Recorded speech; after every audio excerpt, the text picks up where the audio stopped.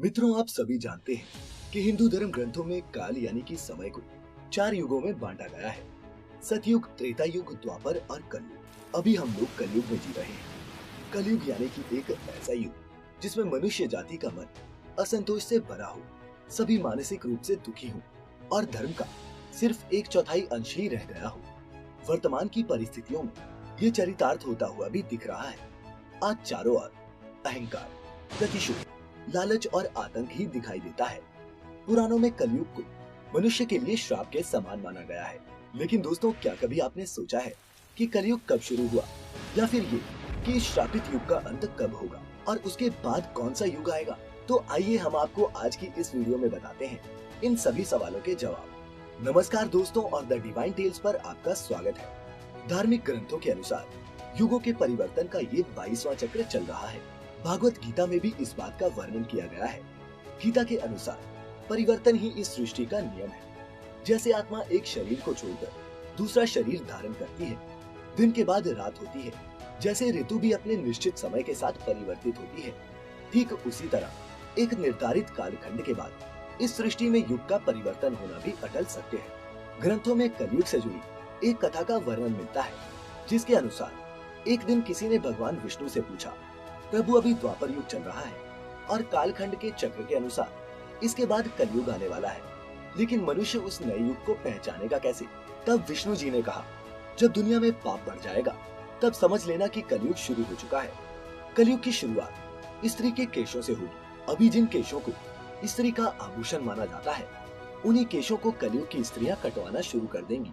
इसके बाद सभी स्त्री पुरुष सुंदर दिखने के लिए अपने बालों को रंगना शुरू कर देंगे और फिर कलयुग में किसी के भी बाल लंबे और काले नहीं दिखाई देंगे। इसके बाद जिस दिन पुत्र पिता पर हाथ उठा देगा, उस दिन समझ लेना कि कलयुग शुरू हो चुका है।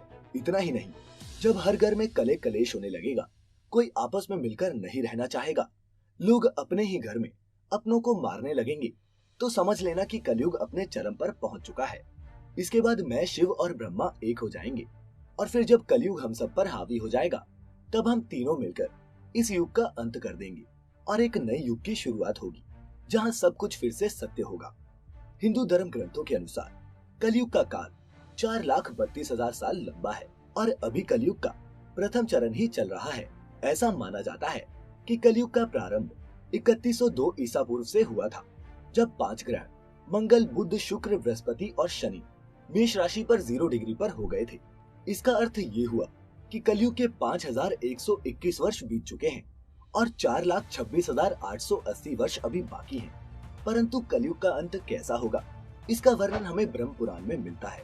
ब्रह्म पुराण के अनुसार कलयुग के अंत में मनुष्य की आयु महज 12 वर्ष रह जाएगी। इस दौरान लोगों में द्वेष और दुर्भावना बढ़ेगी। कलयुग की उम्र जैसे जैसे बढ़ती जाएगी, वैसे वैसे नदियां सूखती जाएंगी। बेईमानी और अन्याय से धन कमाने वाले लोगों में बढ़ोतरी होगी। धन के लोभ में मनुष्य किसी की हत्या करने में भी संकोच नहीं करेगा। मनुष्य पूजा पाठ, व्रत, उपवास और सभी धार्मिक काम करना बंद कर देंगे। गाय दूध देना बंद कर देगी। मानवता नष्ट हो जाएगी। लड़कियां बिल्कुल भी सुरक्षित नहीं रहेंगी और उनका अपने ही घर में शोषण होगा। अपने ही घर के लोग उनके साथ व्यभिचार करेंगे। बाप बेटी, भाई बहन, कोई रिश्ते नहीं रह जाएंगे। एक भाई दूसरे भाई का ही शत्रु बन जाएगा।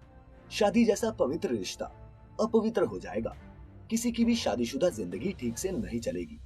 पति पत्नी एक दूसरे से बेवफाई करेंगे। कलयुग का समाज हिंसक होगा। जो लोग बलवान होंगे उनका ही राज चलेगा और जब आतंक अपनी चरम सीमा पर पहुंच जाएगा, तब भगवान विष्णु कल की अवतार लेंगे और पृथ्वी से समस्त अधर्मियों का नाश कर देंगे। वहीं शिव पुराण में भी कलयुग के बारे में बताया गया है। शिव पुराण के अनुसार घोर कलयुग आने पर मनुष्य पुण्य कर्म छोड़कर दुराचार में फंस जाएंगे और सबके सब सत्य से मुंह फेर लेंगे। दूसरों की निंदा में तत्पर रहेंगे। दूसरे के धन को हड़प लेने की इच्छा मनुष्य के मन में घर कर जाएगी। पराई स्त्रियों पर मनुष्यों का मन आसक्त होने लगेगा तथा वो दूसरे प्राणियों पर हिंसा करने लगेंगे। सभी अपने शरीर को ही आत्मा समझेंगे। ये एक ऐसा युग होगा जिसमें मनुष्य गूढ़, नास्तिक और पशु बुद्धि वाले होंगे। संतान माता पिता से द्वेष रखेंगे। ब्राह्मण वेद बेचकर जीविका चलाएंगे। धन का उपार्जन करने के लिए ही विद्या का अभ्यास करेंगे और मद में मोहित रहेंगे।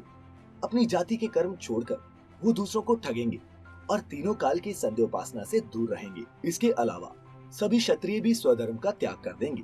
उनमें शौर्य का अभाव होगा। वे कुत्सित चोरी चकारी कर अपना पालन पोषण करेंगे। वैश्य संस्कार भ्रष्ट, स्वधर्म त्यागी, कुमार्गी धनोपार्जन परायण तथा नापतौल में अपनी कुत्सित वृत्ति का परिचय देने वाले होंगे। वो अपना कर्म धर्म छोड़कर उज्जवल वेशभूषा से विभूषित होकर व्यर्थ ही घूमेंगे। स्वयं को कुलीन मानकर चारों वर्णों के साथ वैवाहिक संबंध स्थापित करेंगे और सभी वर्णों को अपने संपर्क से भ्रष्ट करेंगे।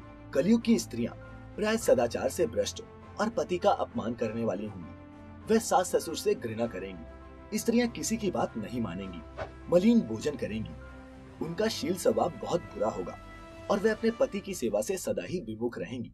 दर्शकों, आज शिव पुराण में वर्णित ये सारी बातें सच में घटित होती दिखाई दे रही हैं, जबकि कलयुग ने अभी मात्र 5000 साल पूरे किए हैं और इसे समाप्त होने में अभी लाखों वर्ष बाकी हैं। तो जरा सोचिए, कलयुग जब अपने चरम पर होगा उस समय पृथ्वी पर क्या क्या होगा। इसके अलावा भगवान श्री कृष्ण ने बताया है कि कलयुग का अंत कैसे होगा, जिसका वर्णन महाभारत में किया गया है। श्री कृष्ण के अनुसार कलयुग के अंत के समय बड़े बड़े भयंकर युद्ध होंगे, भारी वर्षा, प्रचंड आंधी और जोरों की गर्मी पड़ेगी। लोग खेती काट लेंगे, कपड़े चुरा लेंगे, पानी पीने का सामान और पेटियां भी चुरा लेंगे। चोर अपने ही जैसे चोरों की संपत्ति चुराने लगेंगे। हत्याओं की भी हत्या होने लगेगी।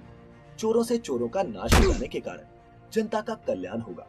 युगांत काल में मनुष्यों की आयु अधिक से अधिक 12 वर्ष की होगी। लोग दुर्बल, क्रोध लोग तथा बुढ़ापे और शोक से ग्रस्त होंगे। उस समय रोगों के कारण सभी इंद्रियां क्षीण हो जाएंगी। इसके बाद श्री कृष्ण जी आगे कहते हैं कि कलयुग में जब पाप अपने चरम पर पहुंच जाएगा और पृथ्वी लोक से धर्म समाप्त होने लगेगा, तब मैं कल की रूप में अवतरित होकर इस धरा को पापों से मुक्त करूंगा और उसके बाद जो नया युग आएगा वो सतयुग कहलाएगा।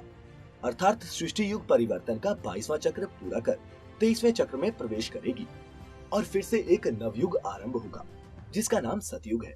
सतयुग की अवधि 17,28,000 वर्ष होगी। इस युग में मनुष्यों की आयु 4000 से 10,000 वर्ष होगी।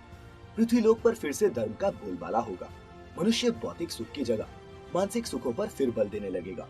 मनुष्यों में एक दूसरे के लिए नफरत की कोई जगह नहीं होगी। चारों ओर प्रेम ही प्रेम होगा। मानवता की पुनः स्थापना होगी। मनुष्यों को परम ज्ञान की प्राप्ति होगी। लोग पूजन कर्म कांड में फिर से विश्वास करेंगे।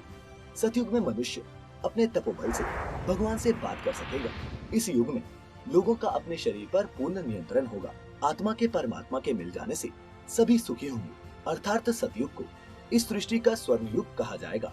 लेकिन मित्रों, सतयुग आने में अभी काफी लंबा समय है, तो क्यों ना हम लोग कलयुग में ही अपने धर्म और कर्म से सतयुग की तरह जीने का काम करें, क्योंकि ग्रंथों में भी इस बात का वर्णन मिलता है कि कलयुग में भी जो लोग धर्म और कर्म पर विश्वास करेंगे उन्हें सतयुग की ही तरह सुख की प्राप्ति होगी।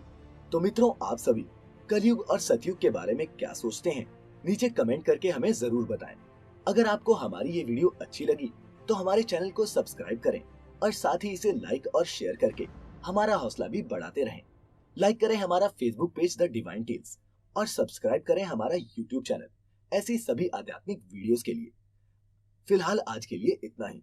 अब हमें इजाजत दीजिए। आपका बहुत बहुत शुक्रिया।